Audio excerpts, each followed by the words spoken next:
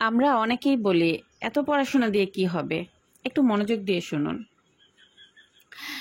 আপনি যে পড়াশোনা করছেন সেটা আপনার পড়ার টেবিলে হোক বা হোস্টেলের পড়ার টেবিলে বা আপনার মেসের পড়ার টেবিলেই হোক, আপনি কি জানেন আপনার পেছনে আরো দুইটা চোখ তাকিয়ে আছে? জানেন কি?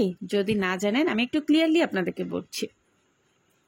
আপনি বা আপনারা যারাই পড়াশোনা করছেন, আপনার বাবা মায়ের দুইটা চারটা চোখ আপনার দিকে তাকিয়ে আছে তাদের স্বপ্ন পূরণ করার জন্য। আপনি যে পড়াশোনা করছেন এই পড়াশোনা খরচ চালানোর জন্য তারা দিনের পর দিন ব্যস্ত থাকছে। আপনার এই খরচ কিভাবে তারা পূরণ করবে? তাদের এই পরিশ্রমের কষ্টের কোনো সীমা নেই।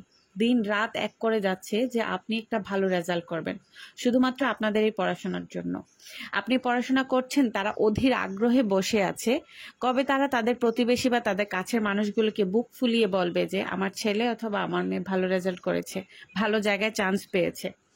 আপনি পড়াশোনা করছেন, আপনার বাবা মা দুই হাত তুলে অঝরে কাঁদতেছে আল্লাহর কাছে যেন আপনি ভালো রেজাল্ট করেন, ভালো কোথাও ভর্তি হতে পারেন, ভালো একটা জব পেতে পারেন। ভাই আর কি চান?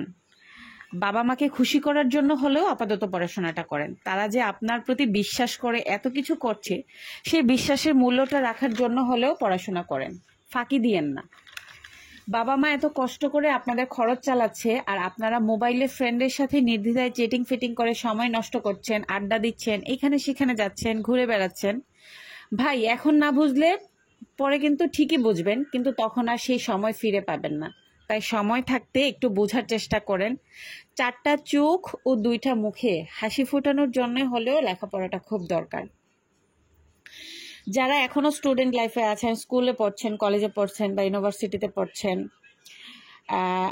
এই সময়টা আসলে হেলায় সময় নষ্ট করেন না। আপনাদের ব্রাইট ফিউচারের জন্য আসলে বাবা মা যে কি পরিমাণ কষ্ট করে, কষ্টের চাইতে তারা যে স্বপ্নটা লালন করে তাদের চোখে, ওই স্বপ্ন ভাঙার যে ব্যথা, প্লিজ তাদেরকে কখনো দিয়েন না। কারণ যে জানে যে স্বপ্ন ভাঙার ব্যথাটা জানেন আপনাকে সারা জীবন বয়ে বেড়াতে হয়। এই কষ্ট আপনাকে দুমড়ে মুচড়ে কারোর সফলতা বা আপনার ব্যর্থতায় সারাক্ষণ আপনার মনে সেই কষ্টটা দিবে যে আমি এটা করতে পারিনি বা আমি আমার বাচ্চাদের দ্বারা এই স্বপ্নটা পূরণ হয়নি।